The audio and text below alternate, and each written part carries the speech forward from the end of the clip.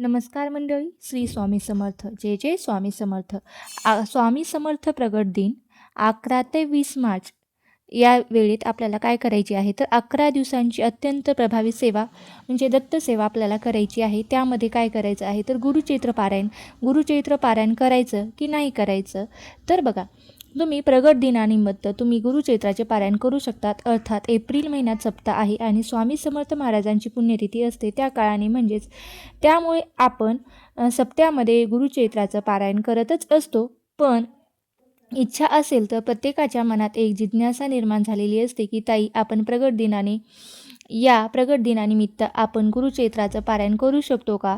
तर जर तुमची इच्छा असेल तर तुम्ही नक्कीच 7 दिवसाचं गुरुचैत्र पारायण करू शकता, म्हणजे करावं. आता बऱ्याच वेळा असं होतं की 3 दिवसाचं करतं, कोणी 7 दिवसाचं करतं. तर गुरुचैत्र पारायण हे सप्ताह काळाप्रमाणे असतं, ते 7 दिवसाचंच करावं. पण बऱ्याच महिला 3 दिवसाचं पारायणसुद्धा करतात. जर तुमची इच्छा असेल तर तुम्ही 3 दिवसाचं सुद्धा पारायण करू शकता. बघा, तुमच्याकडे जर तेवढा बसण्याची शक्ती असेल तर तुम्ही ते 3 दिवसाचं पारायणसुद्धा करू शकता. कारण आपण 7 दिवसाचं पारायण जर करत असो तर सुद्धा आपल्याला 2-2.5 तास हे पारायण करायला लागत असतात. मग 3 दिवसाचं पारायण करायचं असेल तर 3ही दिवस तुम्हाला लगातार बसावं लागेल. जर तुमच्याकडून होत असेल तर तुम्ही ते पारायण करू शकता. 3 दिवसाची जशी तुमची इच्छा असेल तशी तुम्ही करू शकता. आता जेव्हा आपण 19 तारखेला, म्हणजेच बरोबर 18 तारखेला अमावस्या सुरू होत आहे आणि 19 तारखेला गुढीपाडवा आहे. आता अमावस्येच्या कालावधीमध्ये गुरुचैत्र पारायण करू शकतो का, तर अमावस्येच्या कालावधीमध्ये जेव्हा अमावस्या येते तेव्हा तुम्ही पठण करू शकता. पण अमावस्येच्या दिवशी पारायणाला सुरुवात करू नये किंवा पारायणाची सांगताही करू नये.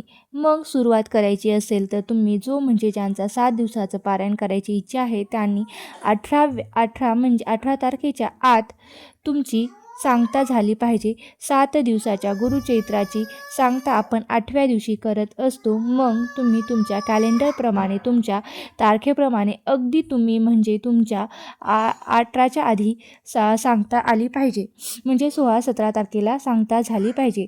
बघा, पारायण करायच्या 8व्या दिवशी सांगता करायची असते, त्या ग्रंथामध्ये दिलेलं आहे. मग तुम्ही पारायणाला सुरुवात कधीही करू शकता. कारण अमावस्या आल्यामुळे बऱ्याच महिलांचा असं होतं की तुम्ही आजपासून जेव्हा तुम्ही पारायण करत आहात, बघा 3 दिवसाचं 7 दिवसाचं फक्त सांगताही अमावस्येच्या दिवशी येता कामा नये. ज्यांना गुरुचैत्राचे पारायण करणं शक्य होत नाही त्यांनी काय करायचं आहे, तर त्यांना प्रत्येक जणांना गुरुचैत्राचं पारायण करणं शक्य होत नाही. काहींना मुलांची शाळा असते, टिफिन करून देणं असतं, मग होणार नाही. मग त्या काळात काय करायचं, तर बघा लवकरच एप्रिलमध्ये 10 तारखेला हा सप्ताह सुरू होत आहे आणि 10 एप्रिलला सप्ताह सुरू होतो. मग त्यामध्ये आपलं पारायण होणारच आहे. पण ज्यांची इच्छा आहे ते करू शकतात. गुरुचैत्र पारायण हे 3 दिवसाचं 7 दिवसाचं गुरुचैत्र पारायण असेल तर किती अध्याय वाचावे, तर तुम्हाला सांगायचं असेल तर मी तुम्हाला सांगू शकते किंवा त्याचा सेपरेट व्हिडिओ बनवून मी तुम्हाला सांगू शकते. फक्त तुम्ही मला कमेंट बॉक्समध्ये सांगा की 3 दिवसाचं पारायण कसं करायचं आणि 7 दिवसाचं, त्यासाठी मी सेपरेट व्हिडिओ बनवून तुम्हाला देईल. बघा, नंतर काय करायचं आहे, तर आपल्याला 90% महिलांची सेवा ही सुरू झालेली सुद्धा असते. बघा, 21 स्वामीचैत्र पारायण किंवा स्वामीचैत्रचे पारायण करणं ज्यांना झालं नाही त्यांनी काही कारणामुळे, तर तुम्ही 11 दिवसी तुम्ही स्वामीचैत्र सारामृताचं पारायण करू शकता. म्हणजेच तुम्हाला 11 तारखेला सुरुवात करायची आहे आणि 11 मार्चला तुम्हाला सुरुवात करायची आहे असं नाही, करायची आहे. बघा, 11लाच करायची, तुम्ही आधीही करू शकता. कारण 11 ते 20 जर मासिक धर्म असेल तर तुम्ही 4 दिवसाच्या आधी तुम्ही सुरुवात करू शकता. जेव्हा शक्य होईल तेव्हा तुम्हाला पारायणाची सांगताही आली पाहिजे, म्हणजे अमावस्येच्या आधी आली पाहिजे. तुम्ही पारायण वाचलं तरी हरकत नाही. 20 तारखेच्या नंतरही काही कारणामुळे पारायण पूर्ण केलं तरीही काहीच हरकत नाही. नियम काहीच नाही आहे. तुम्ही फक्त सेवा हे महत्त्वाचं आहे. जसं जमेल तसं तुम्ही तिथे तुमच्याकडून सेवा करण्याचंही करा, खूप महत्त्वाचं आहे. आता या सेवेचं झालं बघा, 11 दिवस कुठली सेवा करायची आहे, अर्थात दत्त महाराजांची सेवा आपल्याला करायची आहे. तर स्वामी समर्थाची सेवा तर करतोच आपण, पारायण चालूच आहे 11 दिवसात. दत्त महाराजांची सेवा तुम्ही कसं करू शकता, तर 11 दिवस श्री गुरुचैत्र ग्रंथातील तुम्हाला 14वा आणि 18वा अध्याय 11 दिवस वाचायचा आहे. संकल्पयुक्त म्हणजे संकल्प करून आपल्याला ही सेवा करायची आहे. जर तुम्हाला संकल्प करायचा आहे, नक्कीच तुम्ही संकल्पयुक्त जर सेवा करू शकता. तर संकल्पयुक्त सेवा म्हटलं तर थोडेफार नियम हे येतच असतात. त्यात तुम्ही दत्त सेवा करत आहात तर 11 दिवस ब्रह्मचर्याचे पालन हे तुम्ही संकल्पयुक्त करा. गुरुचैत्र कालावधीमध्ये आपण ब्रह्मचर्याचे पालन करत असतो. ज्यांची इच्छा आहे की 14 आणि 18वा अध्याय पठण करायचं असेल तर वाचायचं आहे तर त्यांनी ब्रह्मचर्याचे हे पालन करावं. किंवा ज्या काही दत्त सेवा करणार आहेत, ज्या तुम्ही संकल्पयुक्त काही अडचणी जर तुम्ही अडकल्या असतील तर अतिशय सुंदर घोर कष्ट उद्धार स्तोत्र एवढंच आहे आणि स्तोत्रम पण एवढंच काम करत असतं, म्हणत असतो. आणि मग आपल्याला एवढंच पाहिजे असेल तर आपण एवढी सेवा करतो. घोर कष्ट उद्धार स्तोत्रम आहे, खूप प्रभावी दिव्य असं स्तोत्र आहे. हे जर पठण करता नित्यसेवेमध्ये त्यांना अनुभव आलेला आहे. आता तुम्हाला काय करायचं आहे, तर तुमची इच्छा असेल तर तुम्ही 11 दिवस घोर कष्ट उद्धार स्तोत्रम रोज 11 वेळा पठण करायचं आहे. आता हे घोर कष्ट उद्धार स्तोत्रम याचाच अर्थ दडलेला आहे की कोणीतरी तुम्हाला फसवलं आहे, कोणत्या तरी अडचणीत तुम्ही अडकलेला आहे, कुठल्या तरी केसमध्ये तुम्ही अडकलेले आहेत, कुठेतरी आरोप केलेले आहेत, प्रत्यारोप झालेले आहेत, ज्याच्यात काहीही चूक नाही. जर तुम्ही अशा अडचणीत असाल तर रोज 51 वेळा घोर कष्ट स्तोत्रमचं पठण करायचं आहे. आता जर तुमच्याकडून शक्य होईल तर 11 दिवस तुम्ही रोज 21 वेळा पठण करायचं आहे. नाही तर तुम्ही 11 वेळा 21 वेळा किंवा 11 वेळा असं तुम्हाला पठण करायचं आहे. आणि नंतर काय करायचं आहे, तर तुमची इच्छा असेल तर त्यामध्ये म्हणजे या सेवेमध्ये अजून एक दत्त सेवा दुसरी आपल्याला ॲड करायची आहे. ती म्हणजे करुणा त्रिपादी. खूप सुंदर असं करुणा त्रिपादी. शांत हो श्री दत्ता, मम चित्ता शमवी आता. शांत हो श्री गुरुदत्ता, मम चित्ता शमवी आता. हे खूप सुंदर आहे. तर हे करुणा त्रिपादी आहे.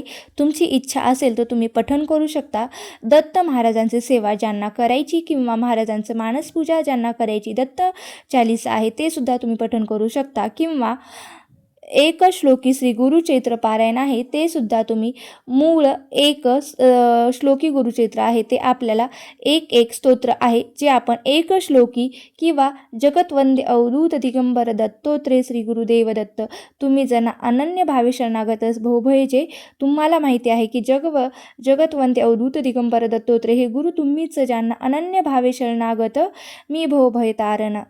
तुम्ही जाणत तर आहेत. हे तुम्ही रोज 11 वेळा पठण करू शकता किंवा 1 वेळासुद्धा पठण करू शकता. किंवा रोज तुम्ही स्वामी चैत्र सारामृत असं ही सुद्धा तुम्ही 11 दिवस सेवा करू शकता.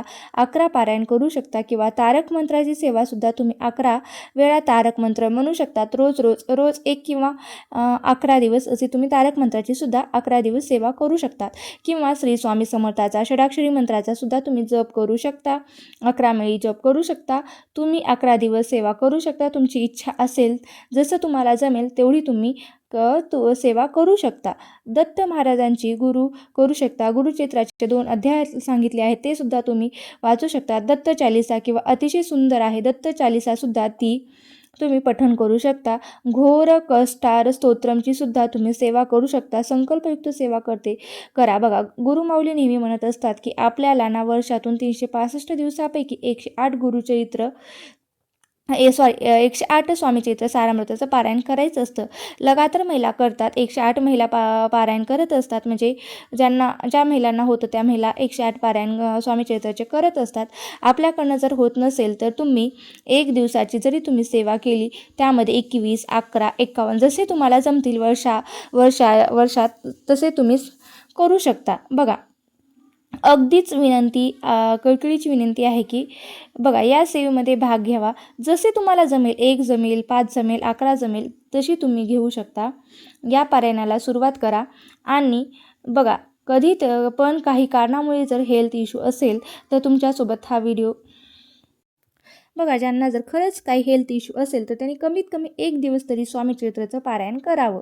नसेल तर 11 दिवस तरी म्हणजे 11 वेळ तरी स्वामी चरित्राचं पारायण करावे. बघा, ब्रह्मांड नायक हे कोणाकडून किती करून घ्यायचं हे सगळं त्यानेच ठरवलेलं असतं, पण आपली इच्छाशक्ती पण असावी. आपली इच्छाशक्ती जर दृढ असेल तर महाराज ते आपल्याकडून करून घेतच असतात. महाराज नेहमी म्हणायचे की चमत्कार वगैरे मला करायला आवडत नाही, पण तुमची श्रद्धा, तुमचे विश्वास, तुमची भक्ती एवढी दृढ असते की मला त्या गोष्टी ह्या कराव्याच लागतात. म्हणून महाराजांच्या जवळ जाण्यासाठी खूप काही करावं किंवा दान करावं असं नाही, तर फक्त आपण भावनेने आणि श्रद्धेने त्यांची उपासना करायची, एवढंच. जसे आहात तसेच राहा. तुम्ही महाराजांसमोर शरणागती महत्त्वाची आहे आणि त्यांनी आपल्याला स्वीकारलं आहे. आपण जसे आहोत तसे दत्तसेवेमध्ये महाराजांनी परफेक्ट असावं लागतं. गाणगापूरमध्ये तेच आहे की बघा, दत्त महाराज म्हणतात की तू आधी परफेक्ट हो, तू आधी परिपूर्ण हो, मग माझ्याकडे ये. म्हणून तर आपण जेव्हा गाणगापूरला जातो ना, काही व्याधी आहे, त्यांना काही जो त्रास आहे तो अगदी महाराज त्यांना मुक्त करतात त्यांच्यातून आणि मग त्यांना जवळ घेतात. महाराजांकडे तसं नाही आहे, बाबा तू जसा आहेस तसा, तू काय खातो, तू काय पितो, तू कसा राहतो, त्याच्याशी त्यांना काहीच देणं घेणं नसतं. म्हणून महाराजांच्या सेवेला कुठलंच बंधन नाही, कुठलेच नियम अटी नाहीत, काहीही नाही. यायचं, अभिषेक करा, त्यांचा अभिषेक करा. काहीही साधा पाण्याचा अभिषेक केला तरीही काहीच हरकत नाही. महाराजांना तो प्रिय आहे. आपल्याला फार असतं की महाराजांना मला एवढं दिले तर मी काहीतरी महाराजांसाठी करावं. मग आपण चंदनाचा किंवा दुधाचा, पंचामृताचा, पाण्याचा अभिषेक करत असतो, कारण ती आपली श्रद्धा आहे, भक्ती आहे. छान डेकोरेशन, सजावट करत असतो.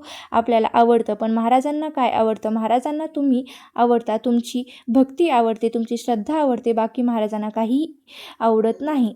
म्हणजेच सांगायचं झालं तर विश्व इतकी पण त्यांना फक्त तुमची श्रद्धा आणि विश्वास महत्त्वाचा आहे. बाकी तुम्ही किती डेकोरेशन करतात हे महाराज बघत नाही आहेत. बघा, आता नंतर महाराजांना आपण महाराजांच्या सेवेत आपण स्वतःला अर्पण करू शकतो. महाराजांची सेवा करू शकतो, नामस्मरण करू शकतो. जो नाम जपतो त्याला महाराज अखंड जपत असतात. आणि बघा, खरं प्रार्थनेची एक असावी की प्रार्थनेला असावी एक वेळ असावी, नित्य नियमाने आपल्याकडून घडावी. प्रार्थना म्हणजे नित्य सेवेत नियमाने प्रार्थनेची सुरुवात असावी. बघा, म्हणजे एकच वेळ असावे आपल्याकडून घडावी. जेव्हा प्रार्थनेची एक वेळ घडते तेव्हा प्रार्थना आपल्याला स्वीकारते, आणि जेव्हा प्रार्थना आपल्याला स्वीकारते तेव्हा महाराजसुद्धा आपल्याला स्वीकारत असतात. आपली प्रार्थना हे ऐकत असतात. रोज सेवा झाली, नामजप झाला, महाराजांची आठवण, महाराजांचं नामजप, महाराजांच्या प्रति आपल्याला कृतज्ञता रोज असावी. ही रोज जेव्हा सेवा घडते तेव्हा प्रार्थना आपल्याला आपोआप सांभाळते. वेळ आल्यावर कामीसुद्धा येत असते आणि आपली सेवा, आपले कर्म आपल्या कामाला येतात. म्हणून त्या प्रार्थनेने आपल्याला जपावं आणि प्रार्थनेनं शिकावं असं स्वामी समर्थ महाराजांच्या चरणी आणि दत्त महाराजांच्या चरणी प्रार्थना करते आणि आजचा व्हिडिओ इथेच संपवते. बघा, अशा प्रकारे तुम्ही 11 ते 20 मार्चपर्यंत 11 दिवसाची अत्यंत प्रभावी अशी दत्त सेवा करू शकता. ते मी तुम्हाला या व्हिडिओमध्ये सांगितली आहे. जर सेवा आवडली असेल तर नक्की लाईक करा, शेअर करा. चॅनल ते नवीन सतत सबस्क्राईब करायला विसरू नका. थँक्यू.